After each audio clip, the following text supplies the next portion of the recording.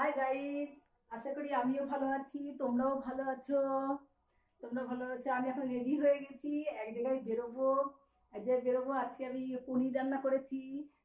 পনির শনিবার দিন আজকে নিরামিষ রান্না করে আজকে আজকে পনির রান্না করে তোমাদের দেখাবো। আজকে পনিরটা দেখাবো। পনির দেখাবো। পনির দেখাবো। তোমরা আজকে শনিবার কে কে নিরামিষ খাও আমাকে দেখাবে। সবাই কমেন্ট করবে, লাইক করবে, শেয়ার করবে। এই দেখো পনির রান্না করেছি।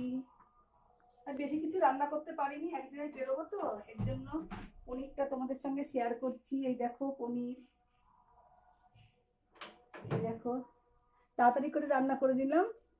আর শনিবার দিন আজকে নিরামিষ রান্না করেছি। পনির, মুগের ডাল ভাজা, কাঁচা লঙ্কা দিয়ে রান্না করেছি। আমি কাঁচা লঙ্কা দিয়ে রান্না করি। আমি শুকনো লঙ্কা দিয়ে খাই না। শুকনো লঙ্কা ডাল ফাল ফোড়ন দিলে তারপরে শুকনো লঙ্কাটা ফোড়ন দিই আর কি। না তো এমনি আমি কাঁচা লঙ্কা দিয়ে রান্না করি। আমি শুকনো লঙ্কা দিয়ে রান্না করি না। উম, তোমার যদি ভালো লেগে থাকে পনিরের রসাটা, তাহলে কমেন্ট করো, লাইক করো, সাবস্ক্রাইব করো, প্লিজ করো। আর কিছু বললাম না, এক জায়গায় বেরোবো তো, তারা আছে তাই। Bye bye, tata.